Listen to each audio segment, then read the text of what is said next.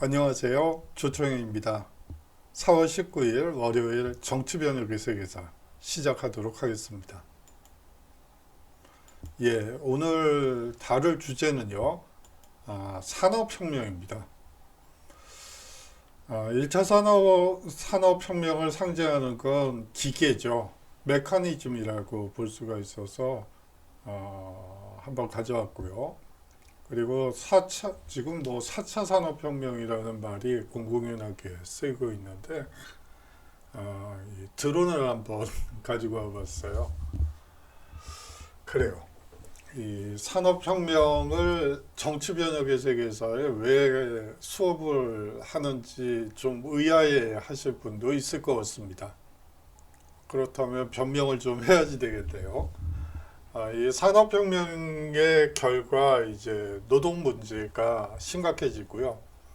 이제 노동자들의 참정권 요구 시위가 있게 됩니다. 경제와 정치는 불가분의 관계가 있기 때문에 이 산업혁명은 반드시 이해해야지 되기 때문에 여러분들께 가지고 왔습니다. 우리가 아까 1차 산업혁명, 4차 산업혁명 이렇게 말씀을 드렸는데요. 시대 구분이라는 것은 학자마다 다 다를 수밖에 없습니다. 역사에서 가장 많이 사용하는 것 중에 이제 도구를 중심으로 한 시대 구분이 있죠. 예를 들어 신석기, 구석기 시대는 석기, 그리고 청동기 시대에는 청동을 활용해서 자연을 극복하고 이 거대한 자연과 맞서 싸우게 되죠. 그러면서 문명과 문화를 이루게 됩니다.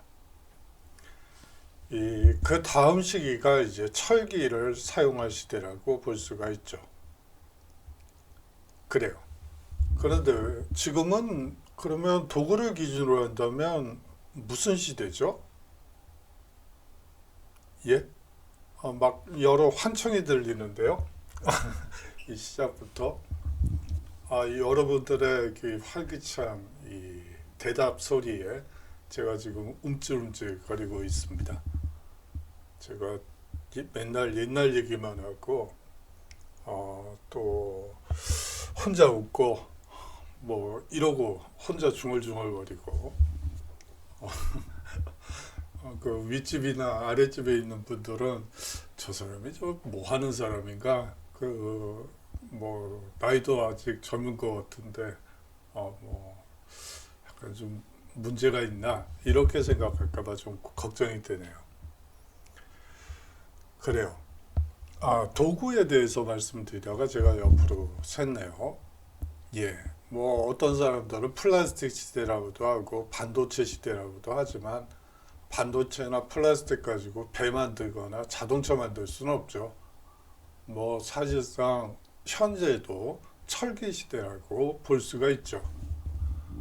이러한 기준을 가지고 이 역사를 구분하는 것은 사실상 연구자들이 뭐를 기준으로 해서 구분을 하느냐에 따라 달라집니다. 지금 4차 산업혁명이다 이렇게 얘기하는 것은 어디까지나 산업혁명을 기준으로 해서 봤을 때 이제 산업구조의 변화를 기준으로 했을 때 제4차 산업혁명이라고 얘기를 하는 것이지 이 역사의 큰 틀에서 보면 아직도 철기 시대라고 볼 수가 있겠죠.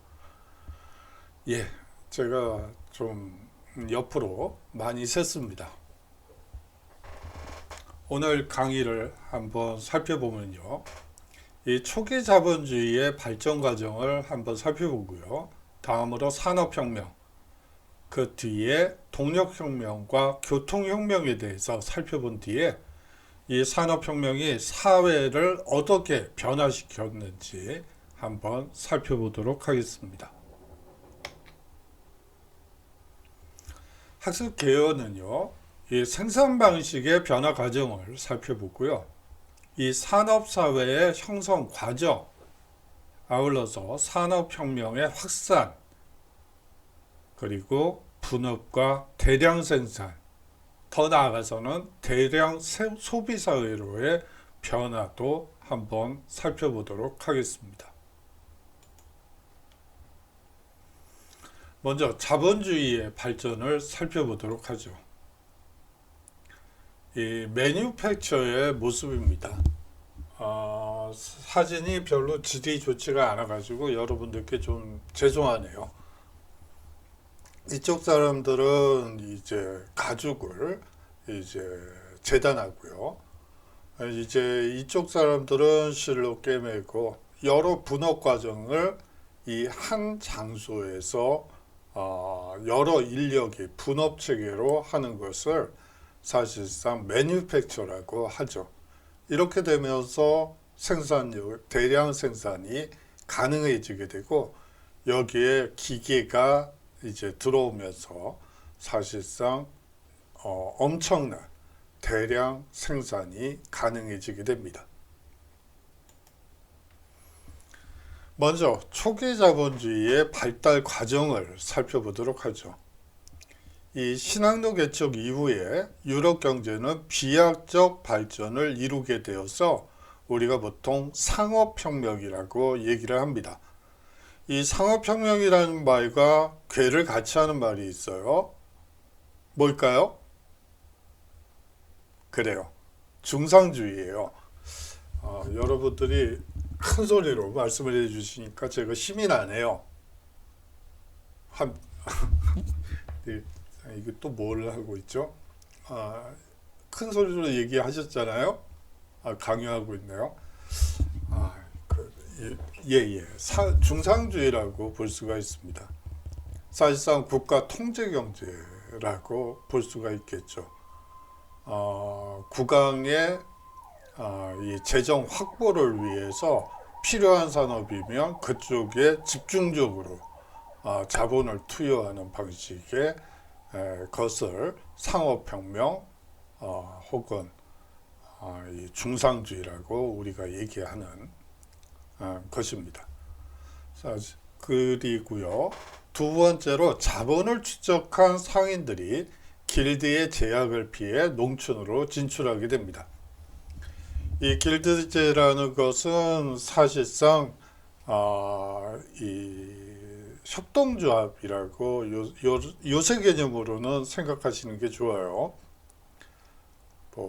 완전히 똑같은 개념은 아니고요.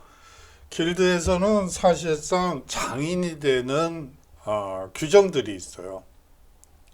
마스터피스를 만들어야지만 이제 장인이 될 수 있죠. 거기다가 상점을 여는 시간과 그리고 제품을 하루에 몇 개를 생산하는지 그 숫자까지도 규제하게 됩니다. 그리고 노는 날에 영업을 하게 되면 이제 길드에서 쫓겨나게 돼요. 다시 말하면 또 신제품을 생산하는 것은 법적으로 길드 체제에서는 불가능하죠. 기존에 있던 이 생산 방식을 얼마나 잘 연마하고 얼마나 잘 이 생산에 활용할 수 있는지만 평가하지, 새로운 방식으로 새로운 뭔가를 만들어내는 것은 길드 제도에서는 불가능하죠. 거기다가 앞서 얘기한 대로 그 생산량마저도 하루에 생산할 수 있는 양마저도 규제의 대상이기 때문에 사실상 이 자본가들은 이 신항로 개척 이후 이 대량의 이 생산물을 모아야지 됐던 자본가들은 농촌으로 진출하게 됩니다. 그렇게 되면서 선대제와 매뉴팩처를 이용하여 성장하게 되죠. 선대제와 매뉴팩처에 대해서는 뒷슬라이드에서 자세히 살펴보도록 하고요. 결과적으로 생산 방식의 변화가 이루어지게 됩니다.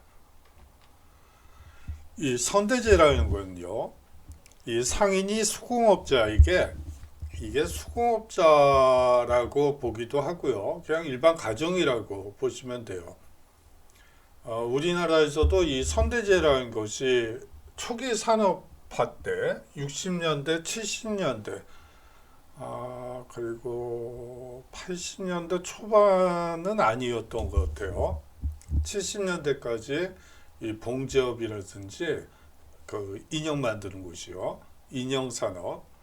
뭐 그런 데서 많이 이 선대지를 활용했습니다. 다시 말하면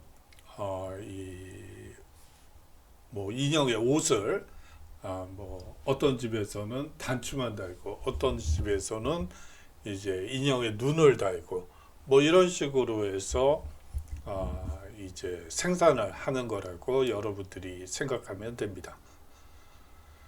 그렇기 때문에 필요한 시설, 뭐 거기에서는 실과 바늘, 재봉틀, 뭐 이런 것까지 포함해서 공급해서 상품을 생산하는 제도죠.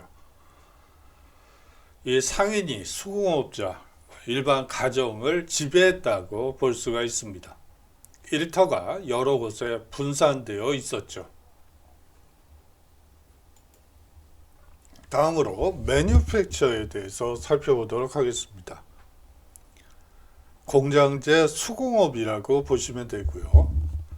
이 일터가 완전히 분산되어 있던 체제, 다시 말하면 그거를 다 모아서 다시 다른 가정에다 맡겨야지만 눈을 그리고 귀를 혹은 코를 만들 수 있죠. 그것이 상당히 비효율적이고 이 시간이 많이 걸리기 때문에 이제 공장제 수공업, 즉 한 장소에 노동자를 모아놓고 상품을 생산하는 형태입니다. 이 단계에 이르면 분업과 협업을 통한 생산이 이루어지고 물론 수공업 단계이긴 하지만 엄청난 생산성 향상을 이루게 되죠. 그 다음 단계가 공장제 기계공업이라고 볼 수가 있습니다. 18세기 후반에 이 기계의 발명으로 확산되게 되죠. 그렇게 되면서 나타나는 것이 산업사회의 형성 혹은 더 구체적으로 국민국가의 형성이라고 볼 수도 있습니다. 이 공장제 기계공업이 확대되고요. 이 기계공업이 확대되면서 획기적인 생산력 증대가 이루어지면서 자본주의가 이제 본격적으로 발전하게 됩니다. 이제 농촌을 중심으로 한 이 수공업 단계에서 이제 도시 중심의 산업사회로 전환하게 되는 계기가 되죠. 이 영국의 산업혁명을 살펴보도록 하겠습니다. 이 18세기 후반 기계의 발명과 기술 혁신을 통해 이제 산업혁명이 이루어지게 됩니다. 앞서 얘기한 바대로 수공업적 생산 체계에서 공장제 기계공업으로 전환하게 된 것이고 이것은 비약적인 생산력의 발전이 가져온 상업의 경제 체제의 대변혁을 낳게 됩니다. 그렇다면 여러분들이 그런 의문이 생길 거예요. 왜 산업혁명이 굳이 영국에서 시작됐을까요? 여기서 가장 제가 세 번째로 빼놓긴 했지만 가장 큰 이유는 인구 증가와 식민지 대찰전에서의 승리 때문입니다. 그렇게 되면서 국내 시장, 해외 시장에서 크게 이 그리고 모직물, 면방직 공업이 발달할 필요성이 생기게 된 것이죠. 예, 그렇습니다. 사실상 이 모직물 공업의 발달이 있었고 그 결과 상당한 자본이 축적되게 됩니다. 다음으로 이 명예혁명 이후에 정치적 안정을 이루게 되고요. 이 자유로운 경제활동이 가능해지게 됩니다. 인구 증가와 식민지 쟁탈전에서의 승리는 국내 시장과 해외 시장을 크게 확대시켰고요. 2차 인클로저 운동이 18세기에 벌어지는데요. 1차 인클로저 운동은 그냥 울타리치기라고 해서 뭐 사실상 공동 목초지를 그냥 울타리를 쳐서 영주의 양만 키우는 어떻게 보면 그냥 일반 평민들에게도 개방되었던 얼마든지 자유롭게 방목을 할 수 있었던 목초지를 이제 영주들이 이제 완전히 울타리를 쳐서 자기 양만 들여보내는 그런 체제를 1차 인크로저 운동이라고 합니다. 이제 그거를 보고 토마스 모어는 이렇게 얘기를 했죠. 양이란 동물이 순한 동물인 줄 알았더니 인간을 잡아먹고 있네.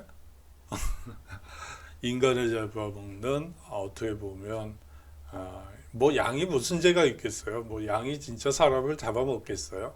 그게 아니고 그 사회의 단면을 여실히 보여준 얘기라고 볼 수가 있겠죠. 그래요. 2차 인크로저 운동은 이제 사실상 인건비가 비싸지면서 영주들이 이제 계절 노동자들을 어떻게 보면 떠돌이 노동자들을 고용을 해서 자기 경작지를 농사를 짓게 합니다. 다시 말하면 농노들이 일을 할 수 있는 일터가 없어지는 것이죠. 그렇게 되면서 이제 사실상 수도인 런던으로 혹은 공업지대로 사람들이 이제 이동하게 되죠. 그것을 2차 인크로저 운동이라고 얘기합니다. 이렇게 되면서 풍부한 노동력이 확보된 셈이죠. 거기다가 이 영국은요, 지금은 뭐 다 고갈이 된 거긴 하지만 이 철과 석탄 등 이 풍부한 지하자원이 풍부하게 매장되어 있었습니다. 자, 산업혁명의 진행 과정을 살펴보도록 하죠. 이 기계제 공장의 모습입니다. 공장 감독관이 이제 지시를 내리고 있죠. 사실상 이 노동 시간이 정해지고요. 사실상 초기 노동자들이 가장 고통받았던 부분 중에 하나는 대부분 농사를 짓는 사람들이었기 때문에 50분 일하고 10분 쉰다는 것의 개념을 이해할 수가 없었죠. 그냥 자연 섭리에 따라서 일을 열심히 하다가 좀 힘들다 그러면 좀 쉬고 뭐 또 술도 한 잔 마시고 또 술 얘기를 하네. 요새 1, 2학년 학생들은 이 동료들하고 친구들하고 술 마실 일이 별로 없겠네요. 그러면서 정보도 얻고 또 서로 고민도 나누고 그리고 그런 건데 그런 과정이 하나도 없어서 특히 2학년 학생들은 뭐 이러다가 그냥 졸업 그 정도까지 가지는 않겠지만 학교의 그 캠퍼스라는 게 어떻게 생겼는지 이게 뭐 하는 건지 잘 모르겠습니다. 제가 오늘 그냥 중얼중얼 혼자 얘기를 많이 하네요. 여하튼 이제 술을 거하게 마실 수도 있고 뭐 그렇게 돼요. 그런데 이 딱 맞춰진 일과표에 따라서 이 생활을 한다는 게 초기 노동자들 입장에서는 상당히 어려웠어요. 그래서 나중에 이제 살펴보겠지만 러다이트 운동이라고 해서 이 기계 파괴 운동이 벌어지기도 하죠. 기계만 없다면 사실상 내가 노예 같은 기계의 노예 같은 이러한 삶을 살지 않아도 되는데 뭐 기본적인 정서는 그렇습니다. 이 기계 발명과 공장제의 확산을 살펴보도록 하죠. 여기 자족한 글자를 보면서 여러분들이 이걸 다 외워야 되나? 뭐 이렇게 생각하시는 분들도 있을 것 같아요. 그냥 여러분들이 그냥 상식적으로 알고 있으라고 이거를 한 거지, 뭐 임명이나 뭐 증기기관차를 누가 발명했느냐 이런 식의 문제는 뭐 내릴 생각이 전혀 없으니까 일단 이거는 이 사람이 만들었고 뭐 그렇구나 그 정도로 보시면 됩니다. 증기기관차는 스티븐슨이 만들었고요. 이 증기선은 풀턴이 만들었습니다. 이렇게 되면서 증기기관차와 증기선이 발명되면서요. 이 증기기관차 때문에 철도가 필요했고요. 증기선 때문에 운하 건설이 이제 광범위하게 이 토목공사가 이루어지게 됩니다. 이 원료와 상품의 수송을 원활하게 하여 시장을 확대시키는 등 세계 교역에 크게 공헌하게 되죠. 그래요. 이 물류라는 것은 사실상 가장 중요한 핵심 시설이라고 볼 수가 있겠죠. 이 물류가 무너지기 시작하면 뭐 사실상 세계 교역이든 국내 교역이든 무너진다고 볼 수밖에 없습니다. 이 통신혁명을 한번 보도록 하죠. 전신 및 전화가 발명되는데요. 이 유선 전신 발명은 모스가, 그리고 전화기 발명은 벨이, 그리고 무선 전신 발명은 마르코니가 하게 됩니다. 이 통신혁명도 또한 정보의 교류 차원에서 가장 중요한 혁명 중에 하나가 되겠죠.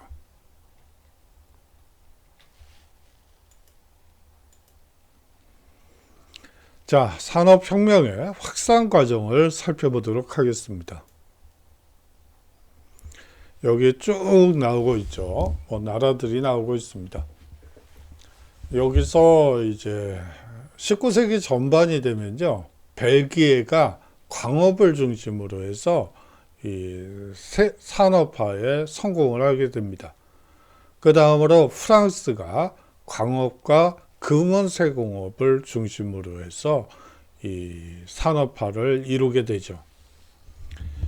이 프랑스는 사실상 금원 세공뿐만이 아니고 이 장인 생산품을 가지고 그것을 기계화하는데 성공함으로써 사실상 뭐 명품 산업이 이제 이 시기부터 발전한다고 볼 수가 있습니다. 이 19세기 후반에 가면요, 미국이 남북전쟁 이후 산업화에 성공했고요. 독일은 통일 이후 정부 주도로 급속한 산업화를 추진하고 가장 중요한 것은 중공업을 집중적으로 육성하게 됩니다. 예, 이 중공업 진흥 정책을 통해서 통일 이후 사실상 이 중공업 분야에서 이 독일은 상당히 강해지게 되죠. 이 19세기 말이 되면 러시아는 시베리아 횡단철도를 부설하고요. 일본은 메이지 유신 후 산업화를 추진하게 됩니다. 뭐 여기서는 뭐 산업화가 단계별로 이제 확산되고 있는 것처럼 보입니다.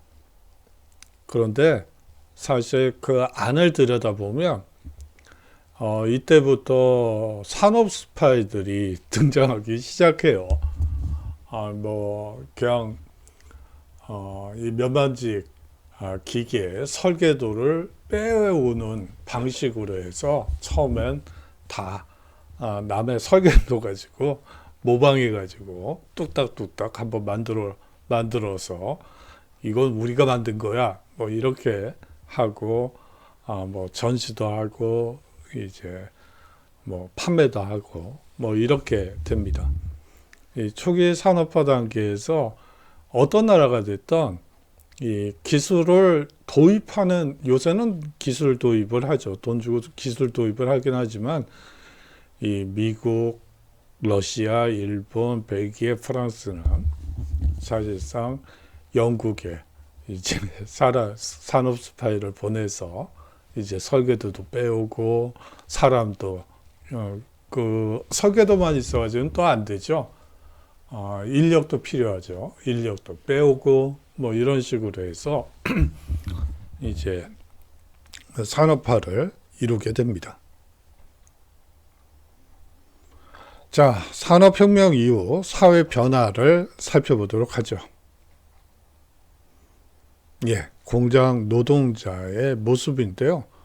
여러분들이 이 얼굴을 보면 보이시겠지만 앳돼요. 이 정도면 사실은 큰 편이고요.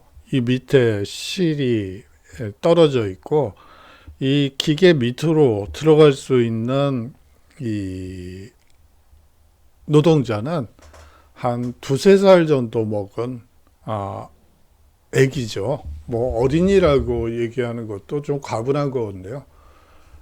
애기들이 이제 주변에 떨어진 기계 밑에 떨어진 실뭉치를 주워 온다든지 이런 식의 일을 하게 되죠. 한참 공부해야지 될 애들들이 여기서 노동을 해야지 됐던 것이 이 산업혁명 시기의 대표적인 광경 중에 하나라고 볼 수가 있습니다. 또 하나 말씀드릴 것은 이 산업혁명 이후에 급속한 도시화가 이루어지게 되죠. 신흥 공업도시의 발달과 성장이 있었습니다. 도시의 규모뿐만 아니라 이 수도 증가했죠. 도시 숫자도 증가했고요. 도시 인구가 급격히 증가하게 됩니다. 그런데 도시 인구는 급증을 하는데 기반시설이 없는 거죠. 그렇게 되면서 이 시기에 이제 콜레라가 대거 발병하게 됩니다. 이게 사실상 영국 같은 경우에는 이 가난한 동부에서 많이 발병하기 때문에 이 가난한 사람들의 질병이다. 뭐 이런 식의 얘기도 횡행했었죠. 그때 뭐 통계학도 뭐 활용이 되고 뭐 온갖 지표들을 개발을 해서 이 그런 발병 원인을 설명하라고 노력은 했지만 그거는 어디까지나 과학적인 연구 결과라기보다는 약간 정서적으로 삐뚤어진 시각에서 이 발병 원인을 찾다 보니까 그런 결과가 나왔던 걸로 보입니다. 자, 이제 도시 문제가 발생하죠. 상하수도 시설부터 도로, 뭐 기반 시설이 전혀 갖춰지지 않은데 사람들이 대거 밀려드는 것이죠. 뭐 우리나라 70년대 제가 어렸을 때 뭐 그때 소위 말하는 수도로라는 표현이 있었어요. 사람들이 전부 서울로만 모였죠. 정말 뭐 기반 시설이 뭐 거의 없다시피 했고 그래요. 뭐 초기 산업화 과정에서는 이런 과정들을 겪게 됩니다. 자, 이 신흥공업도시 이제 뒤에 다음 주나 다다음 주 정도 수업에 나가겠지만 이 신흥공업도시들은 사실상 원래는 조그만 그 단위에서 시작됐기 때문에 이 유권자 수가 뭐 몇백만이 되더라도 이 국회의원을 한 명밖에 이제 낼 수가 없어요. 그런데 인구가 빠져나가서 사실상 한 100명 정도 되는 조그만 곳에서 의원을 또 한 명 배출하죠. 그러면 50명을 대표하는 국회의원과 100만 명을 대표하는 국회의원 한 명. 참 이 비율이 맞지가 않게 됩니다. 그렇게 되면서 이제 이 소위 말하는 선거권 그리고 부패 선거구 조정 뭐 이런 것들이 이루어지게 되죠. 예, 그거는 뭐 다음에 한번 자세히 살펴보도록 하고요. 이 자본가 계급과 노동자 계급이 형성되게 됩니다. 이 자본가는요, 생산수단과 자본을 소유하고 부를 독점했다고 볼 수 있고요. 이 노동자는 자본가에게 노동을 팔고 이 임금을 받아 생활하죠. 이 극도의 가난과 비참한 노동 현실이 존재했습니다. 이 노동 문제가 이제 사회 문제로 등장하기 시작하죠. 저임금, 장시간 노동, 부녀자 및 미성년자의 노동 등 여러 가지 사회 문제, 병리 현상이 나타나고요. 그렇게 되면서 근대적 노동운동과 사회주의 사상이 대두되게 됩니다. 저임금은 이게 문제가요. 사실상 이 당시의 임금 구조는 가족 단위로 책정이 되어 있습니다. 대개 가장인 아빠가 일을 번다면 이 같이 일하는 부녀자 아내는 2분의 1을 받게 되고요. 이 미성년자 아이들의 경우에는 이 가장의 4분의 1을 벌게 됩니다. 다시 말하면 가장이 죽게 되는 경우엔 이 애들들하고 아내가 아무리 뼈 빠지게 일해도 가장 월급이 될까 말까 한 구조로 임금 체계가 구성됐다고 보시면 되고요. 이 장시간 노동은 사실상 초기에는 16시간 노동이라고 여러분들이 보시면 돼요. 상상이 가시나요? 16시간 노동이라고 하면 여러분들 한번 공부를 16시간 동안 눈앞이 캄캄해지네요. 저도 캄캄해지는데요. 16시간 동안 뭐 쉬는 시간 10분 50분 공부하고 10분 쉬고 50분 공부하고 10분 쉬고 하면서 이제 점심시간 50분 저녁시간 50분 해서 그런 알찬 시간이 아니구나. 여하튼 그런 구조로 16시간 동안 여러분들이 이제 그렇기 때문에 이제 조는 친구들이 많았죠. 그러면 채찍으로 등을 치죠. 채찍 맞아가면서 16시간 동안 잠깐만 이거 뭐 앞뒤 맥락 빼고 이 얘기만 딱 나오면 제가 이상한 사람이 됐겠네요. 갑자기 두려운 생각이 드는데 16시간 동안 한번 그렇게 공부해 보시겠어요? 그거는 비인간적이죠. 사실은 말이 안 되는 소리고 그래요. 뭐 이 당시에 월차가 있겠어요? 뭐 연차가 있겠어요? 휴가가 있었나요? 없었어요.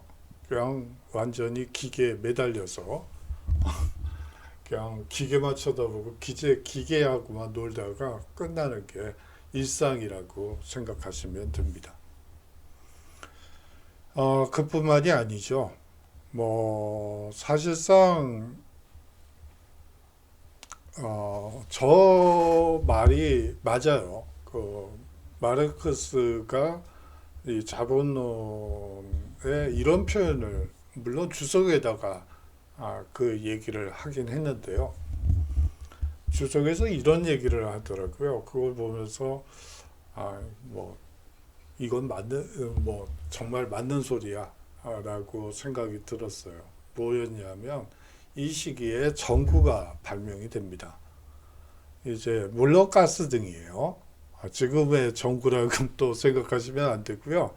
그냥 어두침침하고 모면만 해주는 가스등이라고 생각하시면 되고요. 그 가스등이 개발되면서 이제 12시간 노동제로 변하게 됩니다. 그래요. 12시간 노동제가 되면서 이제 4시간의 휴식 시간이 보장이 되니까 인도적으로는 상당히 좋은 거라고 볼 수가 있죠. 그런데 그 마르크스는 이렇게 얘기를 하더라고요. 문제는 이전에는 16시간만 공장을 운영했던 것이죠. 그런데 이제 가스등이 만들어지면서 공장을 풀가동, 24시간 풀가동을 하고요. 이제 2교대로 이제 바꾼 거예요. 다시 말하면 자본가 입장에서는 가스등이 개발되면서 이제 12시간 노동제로 바꿨지만 사실상 공장 활용도 면에서는 훨씬 더 이 생산력을 확대할 수 있었죠. 그걸 보면서 법은 지키고 있는데 인간의 도리가 지금 지켜지고 있는 건가? 뭐 그런 의문을 쓴 이 줄을 본 적이 있습니다. 각주에 그렇게 적어놨더라고요. 그걸 보면서 그래 뭐 역시 이 마르크스라는 사람은 이 노동 문제에 대해서만큼은 뭐 사실상 정확히 봤고 그랬구나라는 거를 좀 느꼈던 그런 기억이 있습니다. 그래요. 이 근대적 노동운동과 사회주의 사상이 대두되게 되죠. 제가 너무 옆으로 샜네요. 이 노동 문제 해결을 위한 노력을 한번 살펴보도록 하죠. 먼저 러다이트 운동이 있습니다. 자, 이 러다이트 운동이라는 것은 간단히 말하면 이 노동 문제가 발생하는 원인이 이 주적이 바로 기계라고 본 거예요. 저 망할 놈의 기계 때문에 내가 그냥 16시간 동안 저기에 매달려 가지고 아무것도 못하고 저놈의 거 그냥 때려 부셔야 돼. 이 정서라고 여러분들이 생각하시면 됩니다. 그 다음으로 나타날 것이 차티스트 운동이라고 여러분들이 생각하시면 됩니다. 뭐 헌장 운동으로 번역하시는 분들도 있긴 하지만 그냥 차티스트 운동이라고 보는 게 맞을 것 같아요. 여러분들이 뭐 사실상 뭐죠? 영어 토플이든 토익이든 무슨 시험을 보든 이런 것들이 종종 나온대요. 그래서 어떤 분이 그거를 좀 언어로 써주면 뭐 좀 익숙해지면 좋지 않겠느냐 그렇게 얘기해 주신 분이 있어가지고 차티스트 운동을 그냥 영어로 써놨습니다. 좀 익숙해지시면 좋을 것 같아서요. 이 차티스트 운동은 기본적으로 기계가 원인이 아니고 사실상 정치하는 사람들이 문제가 있어서 이 노동자들이 이렇게 고통을 받고 있는 거야 라고 생각했던 거예요. 그렇게 되면서 노동자들을 중심으로 참정권을 요구하는 그러한 시위가 있었습니다. 이 당시 영국에 뭐 그거는 또 다음에 수업 시간에 자세히 말씀을 드리겠습니다만 이 당시에는 사실상 금권 정치라고 볼 수가 있어요. 사실상 소득세, 재산세를 얼마 내느냐에 따라 표가 달라요. 표 숫자가 재산세를 많이 내면 100표도 가능해요. 그 당시에 영국 여왕은 하루 종일 찍어야 됐어요. 뭐 엄청난 재산을 가지고 있죠. 그러다 보니까 그냥 노상 도장을 찍어야 되는 이 문제가 생기죠.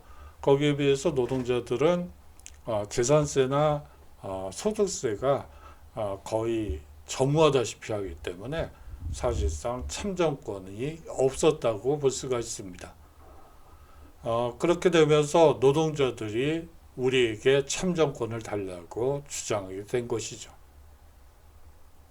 이제 참정권 운동이 성공을 거두게 되자 이제 노동조합을 결성하게 됩니다. 대부분 임금 인상과 노동조건 개선을 요구하는 것이 이 노동조합의 특징이에요. 운동의 특징이에요. 이 노동조건 개선 요구 그리고 임금 인상과 같은 생활 속의 불편함을 얘기하는 그런 것이 이 노동조합이라고 볼 수가 있겠죠. 그래요. 뭐 우리나라에서는 약간 좀 노동조합 운동이 좀 정치적인 성격이 강하지만 이 서양의 이 노동조합 이 부분은 임금 인상과 노동조건 개선이 대부분입니다. 뭐 예를 들어서 초기 노동조합에서는 뭐 사실상 이 세면대 설치라든지 뭐 그런 것들을 요구하는 경우가 많았어요. 샤워실, 뭐 이제 퇴근할 때 샤워라도 하고 땀 많이 흘렸으니까 냄새도 날 테니까 이제 그런 것들을 요구하는 이제 그런 이 노동조합이 결성되고 그런 식으로 이제 노동조합 운동이 벌어지게 됩니다. 이 노동조합과 관련해서는 사실은 이제 프랑스 같은 경우에 좀 재밌는 현상이 있어요. 제가 이 시간에 했는지 아니면 서양 사상과 지성사에서 했는지 잘 기억이 나지 않아서 뭐 반복일 수도 있을 것 같긴 한데 뭐 이런 거죠. 이 노동조합 운동에서 여기서도 노동자들의 참정권이지만 여기서 어디까지나 남성 노동자들의 참정권이죠. 이 노동조합 이 운동에서도 이 여성들이 마이크를 잡고 연단에 올라서 연설을 하기 위해서는 이 프랑스의 경우에는 이 아버지나 남편이나 아니면 장남의 이 코사인이 필요했습니다. 그 정도로 이 노동조합 운동은 이 가부장적인 성격이 농후하다고 볼 수가 있겠죠. 그 정도로 얘기를 하겠습니다. 사실은 사회주의까지 한번 좀 나가보려고 했었는데 시간이 많이 지체돼서 좀 그러네요. 여러분들이 또 시험 기간이고 그런데 너무 많은 수업을 하는 건 바람직하지 않을 것 같아서 일단 끊도록 하겠습니다. 자, 오늘의 핵심은요. 여러분들이 이제 8주 차이니까 과제를 이번 주는 내지 않겠습니다. 여러분들이 시험 기간인데 뭐 이거까지 할 여력은 없을 것 같아요. 그래서 8주차까지는 걷지 않고요.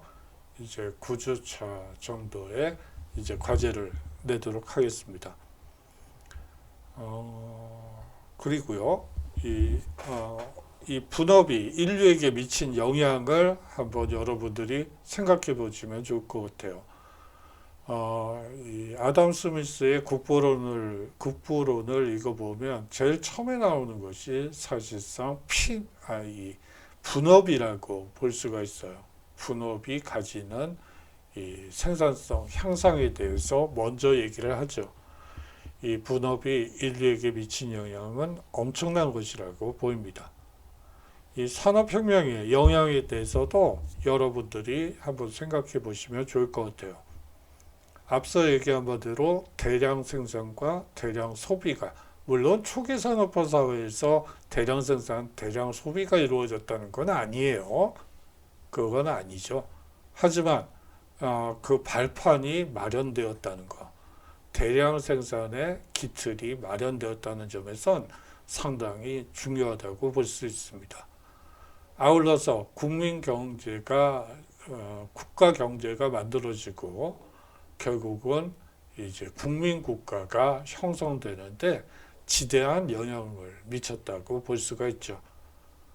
자, 오늘 여기까지 마치고요. 여러분들 시험 기간으로 알고 있는데요. 시험 공부 열심히 해주시고 그래서 사실은 중간 대체 과제는 중간고사가 끝난 다음부터 내주셔도 무방할 것 같습니다. 자, 수고 많으셨고요. 장시간 수업 들어주시느라고 수고 많으셨고, 다음 주에 건강한 모습으로 서로 다음 주가 아니죠. 이번 주 수요일 날 인사드리도록 하겠습니다. 자, 안녕히 계십시오.